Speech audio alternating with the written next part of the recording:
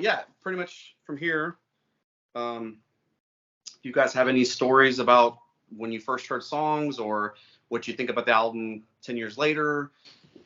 Any other stories from recording or rehearsing or writing or anything of any of the songs? Throw them at me. Artwork, whatever. You go first, Wes, because you were in the beginning stages. I mean, we kind of already talked about a lot of the things that I think about. Like, I really have always been really proud of this record. It's the first time that I had ever played on anything that I had on vinyl. Like, I'm a big vinyl collector.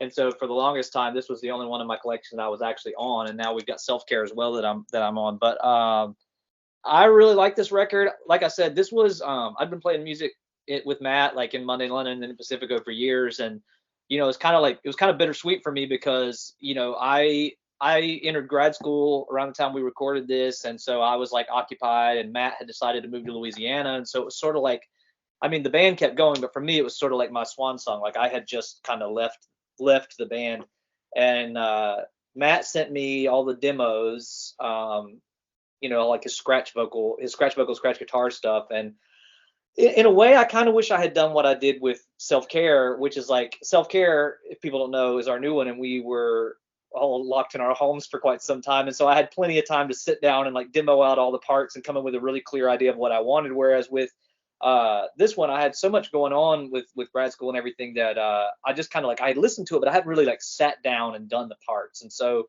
a lot of what we did, like I came up with like on the fly in the studio. And then, like I said, Matt would throw in some suggestions he had already. I was really, like I said earlier, I'd been listening to a lot of the Jam and a lot of Elvis Costello, and probably the Smiths too. Like those are always my biggest bass influences for Pacifico and really any time. And definitely like Bruce Foxton from the Jam, I can hear a lot in some of the more bass heavy songs on this record. Yeah, I mean, that's my main memories of this. It's just like really thinking it was cool it was a very different experience for me than the way I had done anything in the past.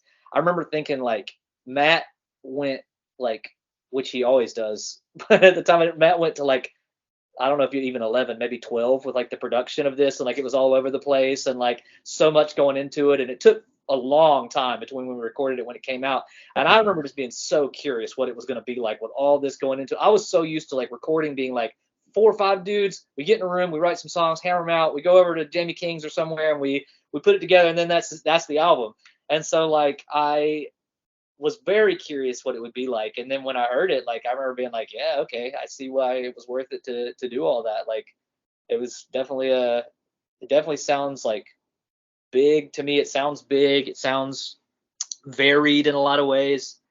I'm talking way too much. The only other stuff I have to say is about the one we wrote together, I guess, but I will sit back. Well, I mean, what about you, CJ? Did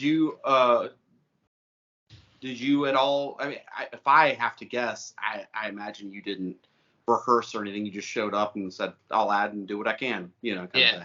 I don't think I had anything beforehand that I remember, but I mean, I just remember you and me and Trevor going to the studio in Athens, and then we stayed like in the loft in the studio or something, right? Correct. Yeah, they had a loft upstairs. It was something transduction. I can't remember the name of it. I meant to look it up earlier. Yeah, that's right. But I remember Chase Park Transduction. Yeah, that's right, Chase Park. Yeah, I remember this first time I met Trevor, and I really had fun with him, and we were all had the same goal, just making it cool. So it's kind of like, if you had a part, slap it on there. If somebody else could do it better, they could do it. If you had a better sound, it's really easy. I remember that studio had a Mellotron. I don't know if we ever used that, though. Nice. It might have been broken. I love a Mellotron. That's cool. Like a real deal. They had like real cool old stuff. They had a bunch of old Ampeg amps, which I was into at the time. We used some of that. One of the coolest things we did, and I forgot to mention it when the song was playing, was that during Interlude, there was the hugest bass drum I think I've ever seen in my life. And we recorded, I guess, boom. Big Boom, someone hitting that. I mean, that thing was, what do you think, like 16 feet wide? I mean, it was huge. I don't remember. Yeah, I remember it just being like a cool. How many days did we spend in Athens? Do you remember? I think it was pretty quick because, like I said, so I'll give the chronological real quick. So it started, pre-production was done at Trevor's house in Georgia with Trevor and Matt Tuttle, Trevor Dowdy and Matt Tuttle. And then I took those back to North Carolina. And I think even at that point, I didn't exactly know who I was recording with or what, but I kind of just wanted help because, what do I do with this kind of thing? I think prior to that, too, I tried to do a Kickstarter. Yeah, I tried to do a Kickstarter for this because my label that I was on for the last album had ceased to exist. So I had no funding and I was all on my own. So I tried to do a Kickstarter and I failed. And so then I was like, well, is that it? Do I just quit or do I, and I even remember when I was doing the Kickstarter, I was trying to do that thing where I was like just writing, like not to anyone in particular, but just in general stuff like, hey guys, we could really reach this goal if everybody just gave, $2 a piece or whatever, that kind of thing. And I had somebody that was like my guy that used to play in my very first band, his wife at the time wrote me and was telling me about how how dare I write stuff. I mean, I wasn't even writing her, about how dare I write stuff like that because I don't know what's going on with people. And I'm like, I'm sorry you're having troubles but this wasn't about you personally, but it really, my young soft skin really got bruised from that. And then, yeah, the Kickstarter really took a lot out of me too, failing that. So I just had decided I was just going to do it myself. And that's really, Wes, why I'd done it in small pieces, because I couldn't afford to just pay for a week or 2 weeks to record something. I needed to do it in smaller little chunks. And that's also why it took so long. But once I then, Robbie couldn't do drums, who was our drummer at the time. I think he had quit, honestly. He had been out actually for a while. We wrote that song, but like Dave Kress was playing drums for us at the end. Yes, and Dave got upset because I didn't have him play on it, but I had already secured Jesse, I think, before he even started playing with us. But that was around the time that, like, the last album I had Heroes perform on it, and so I was like, well, let's have, this amazing drummer that I think is one of the best drummers that I've ever met perform on this, and I had written him, and he was into it. So it was around this time because I was there on my birthday, and it was in, I'm gonna guess 2010, 2009, 2000. It was in 2009 that I went up to Rochester, New York, and recorded with him, and that was over a weekend. I got there, I think, on a Thursday, and I left on a Monday. And we recorded the drums. And like I said, he recorded all the drums, and then we found out on Sunday they were wrong. So on Sunday, he had to record all of the songs again. So that was chaotic. But it was great. He's wonderful, and his family's amazing. And he's just, still, I will say, one of the best drummers that exists. And then the next step was we went to Matt Bauer's place in Greensboro, because then that way I was living in Winston-Salem, and that way I could come over there whenever he had free time. He was giving me, pretty much like, hey, you're a cool dude, I like your music. Whenever I got free time, I'm going to give you a cool rate kind of stuff. So we did the rhythm guitar, the keys, the vocals, did the string arrangements together, and then your bass. And so by the time we got to Athens, which again was even later, probably a year after I started it, I'm sure. Really? Probably. I mean, it had to at least been like 6 months. It wasn't really, really quick. It was definitely a while later. Then got you and Trevor, and you were living in Florida at the time, right? Probably. Yeah, I picked you up from your mom's house. You were living in Florida. You had come in town for this, and Trevor, I think he was still living here. Anyway, I picked you guys up. We went to Athens, and then we just kind of, Matt Tuttle was there, and so it was kind of cool to start with him with the pre-production, and then record with him towards the end part too, and then he mixed it too. And and then we added all the other stuff, and I think we were just there a long weekend too, because we didn't have much else. Maybe 4 or 5 days, I think we were there. Yeah. I think it was 4. I don't think we stayed very long. And we just did, all the lead guitars, all the background vocals, all the percussion, no, we didn't do any percussion. I don't think so, yeah. No, because I did that later. An extra little claps and snaps. Yeah. And yeah, so I might have just 3 days. It was whatever it was short, because we didn't have a ton to do. And I just remember there was that night that we went to Richard's bar. He owned a bar, and there was a line down the street to get into it, and we just walked right up to the thing, and he let us in, and that was pretty cool. They were like 1 in, 1 out or something like that. It's like a Friday night or something. Yeah, that was a lot of fun. And then I'd said in the thing too, he'd brought us a bunch of beers another night when he'd come to sing and hang out with us. I remember Matt Tuttle and his now I don't know, did they get married? Or they I don't just think so. Yeah. Well, his partner Together, though, yeah. had an anniversary, and they had it just in the studio on the other side, and they were just eating together. Oh, that's right. That's right. Yeah, it was fun. We slept upstairs. It was real short, and then really in the middle of this too. So after that, it was probably a couple months later. I moved to Louisiana, and so it was put on hold further. I also, between the middle of this, I did that tour with the Almost, and I was gone for 3 months. And so by the time I guess, we're a couple years later where I'm in Louisiana, finally done with the Almost and settled. And so I then added the very last little tidbits. There were the percussion, the horns, and I think there was a couple piano little things I added. But yeah, and then it was done finally. Came out in 2013, and I think it was started in 2009. So I think it took 4 years from inception to completion. I was thinking today when I was listening to it, it's not a very super heavy guitar rocking album at all.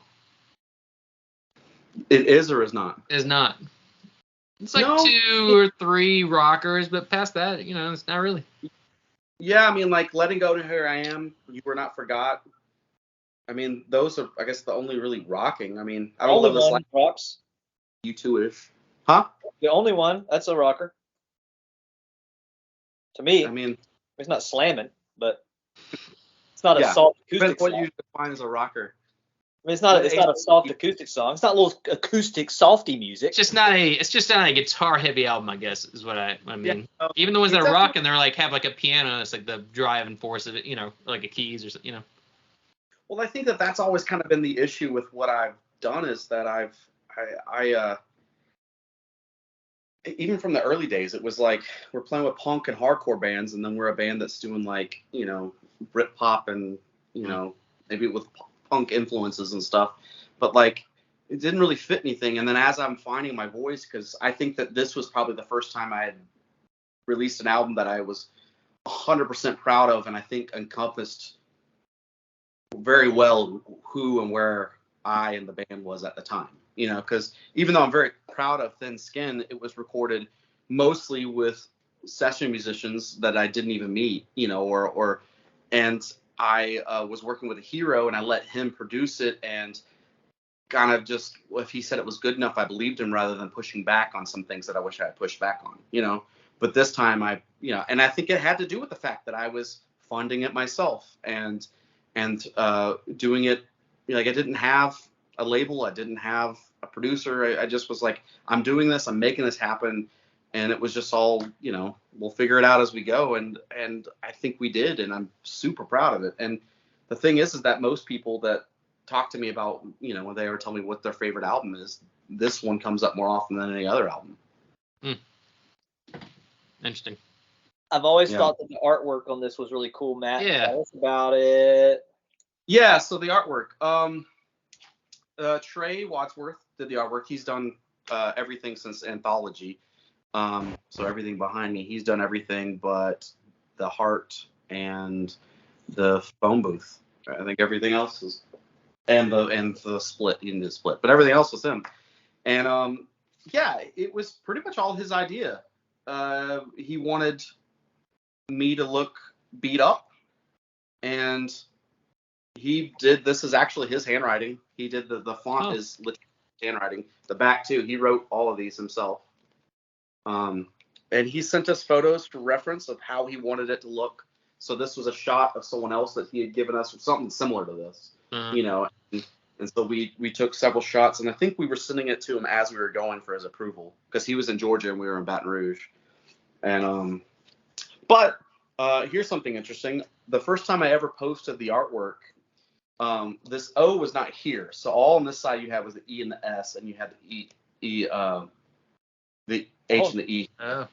Someone wrote me back and said, without herpes, because also my lip is really bruised, supposed to look bruised, and I was mortified because that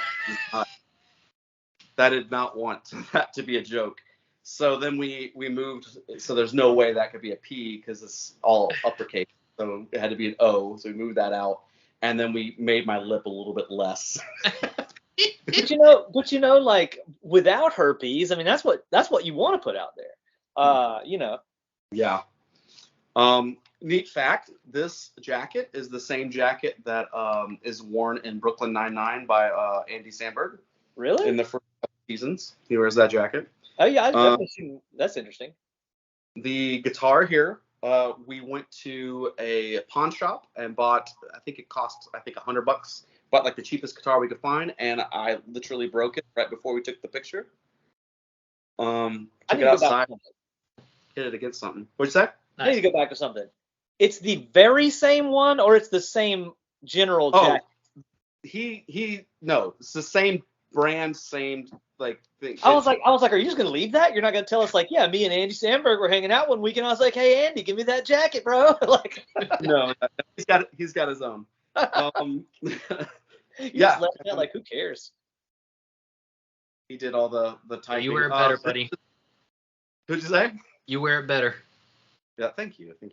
This was the first release on Pacific Records, and that also was out of necessity because I didn't have anybody that wanted to put it out, and I couldn't get anybody to do it. So I just, again, self-funded and made it and hoped people would buy it, and they did.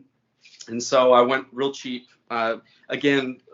Trey, like, have you seen the last two releases are gatefold because he wants to like do more art because that's his thing. But I was like, bro, we can't do that. So that's why all the lyrics are on the back rather than like in an insert or whatever.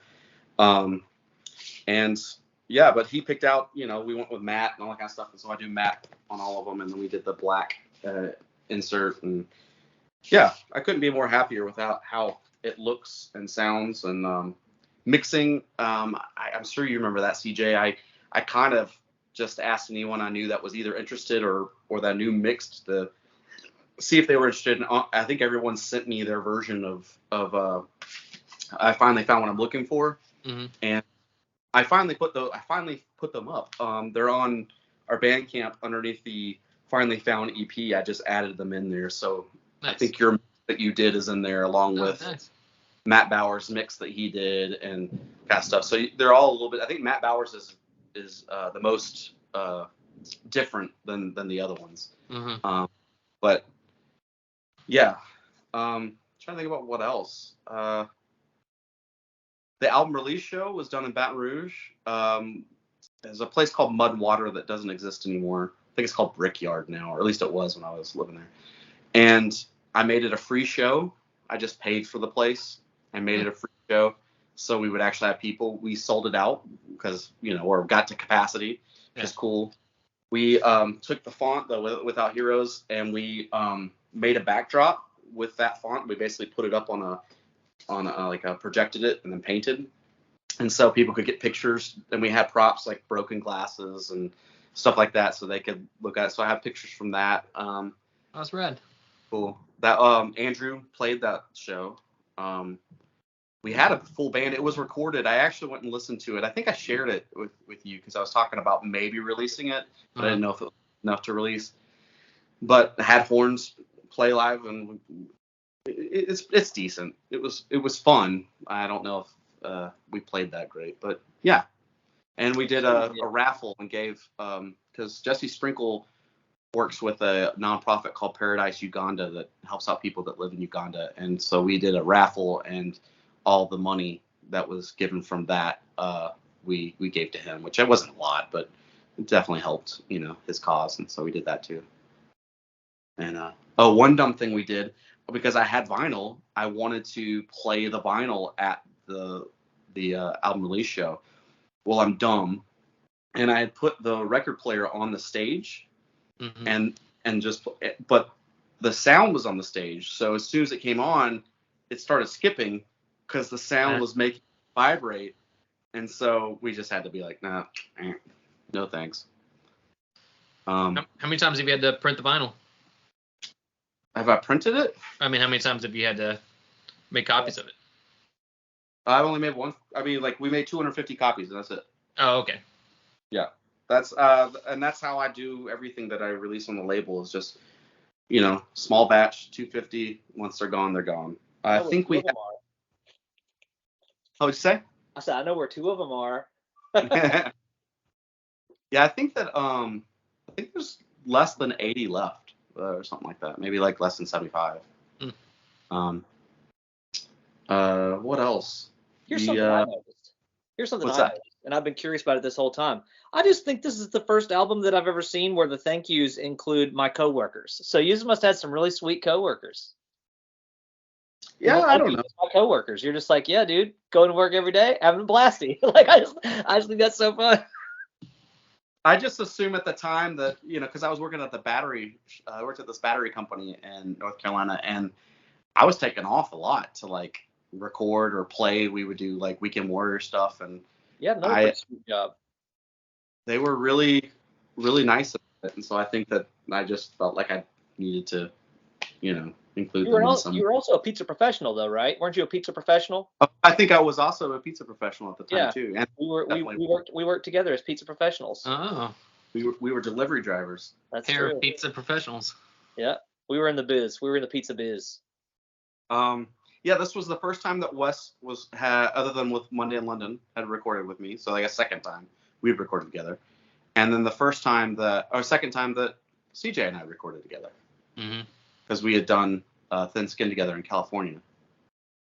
And I was originally going to be on Thin Skin, but I couldn't. CJ, how was this experience and different from Thin Skin? I guess I was brought in the same way, just kind of throw stuff on top. Yeah. Yeah, I just never thought about the fact that it was done over such a long period of time, and me and Trevor kind of came in at the very, very end just to add the cool stuff. Yeah. I just remember being a fun experience, being a cool thing, and it coming out and being cool. Yeah. Yeah, it's crazy. Yeah, and it's crazy that it's 10 years ago. That was, I think, one of the craziest things for me to realize that time has passed that much. Well, that's what made me reflect on like how long it was, the process between like when we started and when it came out. Because you said 10 years, and I started thinking I recorded it when I went into grad school, and I was like, that's been longer than that. And then I was like, oh yeah, I recorded my parts in fall of 2010, but then it took longer to come out. So that's why I remember that. So there you go. The drums were done in 2009 in August, and then it took a year for us to do the bass. And I think it was I think that if I'm correct, I think that CJ and Trevor, we did Athens that same year. So that was like, I guess, October 2010. So then I think it was November, somewhere in there, November, December, when we went to Athens of that same year, 2010. And then I moved to Baton Rouge, and then it was like another 9 months, another year before it was like finished. And then I had to wait for it to be mixed. I mean, it was really me just saving money. And then once I had enough money, I did the next part, Now we're much more efficient. We get it done in like 2 years. Yeah, for sure. Definitely. Yeah, we only did one single for this, Finally Found. And then I did remixes. I had 2 different remixes. Trevor did one, and then Jesse Sprinkle did one. Oh, yeah. I was like, no, you had to do more than that. But then I remembered that was because I was thinking about like music videos and music videos that I was not in. But then I realized actually it was Backtrack that you also did, but that was Thin Skin. But you did a music video after you moved to Louisiana for that one too. Yeah, that was done first. That I had a production company want to do a music video. I was like, well, this album's done and out, so they did that. But after this album came out, the only one we did was I Finally Found What I'm Looking For. It was Puppets, and that guy now has a PBS show, and is doing really well. So that's pretty cool. And I'm really proud of that video. That turned out really cool. And that had Andrew and Shane in it. And Shane never played bass in the band, but he played bass in the video because that's interesting. I thought it would look dumb for him not to play bass, to have a bass player. I guess I just always assumed that was who was playing bass for you at the time. That's interesting. No, he played lead guitar and keys. And actually, the recording that we did for the the album release show, he played keys and lead guitar on that. Yeah, at least I think he did. Maybe he didn't. I don't know. I don't remember half the things. But I did record a lot of this album, and I had a guy make it a documentary that's on YouTube. You guys ever watch that? I don't know that I knew that was a thing. I don't know. I'll send you a link. Yeah, it's just basically. Oh, I have seen that. Yeah, I have seen that. Yeah, now that you say that. And then I had a guy approach me about doing a music video for "I Want to Love You Like I'm Sober," but it really just came down to money, and I had already started writing for Everest, and I think it was going to cost $4,000 to make the music video, and I was like, I don't have that, and I want to put my effort and money into the next album, and so we just never made it. But there was talks about that. All right, so I'm going to ask you guys, tell me your favorite song from the album. From Without Heroes, my favorite song is The Only One. Oh. Okay. And it's just because your bass line's amazing? Oh, no, I just think it's a great song. I mean, yeah, I am exceptionally pleased with that bass part. And like up until Self-Care, which there's a couple on Self-Care that I would say I like more, but up until Self-Care, like that was probably my favorite bass part I'd ever done. So yeah, I'm very pleased with that. But I just think overall the whole song is just really good. I like I like the groove of that song. I just really think it's a great song. What about you, CJ? I love Wait. I listen to that song all the time. Yeah. Yeah. I think it's a sweet song. I think it's great. Love all the parts. Strings are great. Just the best. Yeah, that is a good one. It's hard for me. I really think mine's probably Your Royal Highness. The vibe of it, the fact that I've got you and Trevor doing those guitar solos, and they work really well, but also show you your individualism, and I know that Wes, your bass part's not really difficult in there, but you do hold it down, you know. I think it's a cool bass part. Like it's one of those ones that I remember being like, this song is pretty straightforward, but then like I said, there's that kind of few little parts where the timing is kind of funky, and I remember trying to come up with something for that. So yeah, it's cool. I like that song.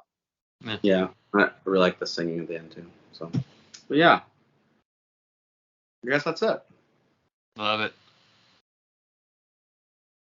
I think you both did herpes. a good job. I think it's really cool that you guys both collaborated on the album before you ever met each other. Yep. Probably years before you met each other. Yep. Yeah. When did y'all actually meet? My wedding? Probably the wedding, I guess. I don't know. The first time I really remember CJ very much was when we did that EP together, but in the summer of 2020. But sure, yeah. But somehow I felt like I knew you before that, so I don't know. Same. Yeah. Well, we it was a wedding. We just known each other all through eternity. You guys just didn't know it. Well, cool. Well, thank you for doing this. If anything, it was just cool hanging out. Yeah, miss you guys. You too, buddy. Cool. All right, well, I'm gonna stop recording.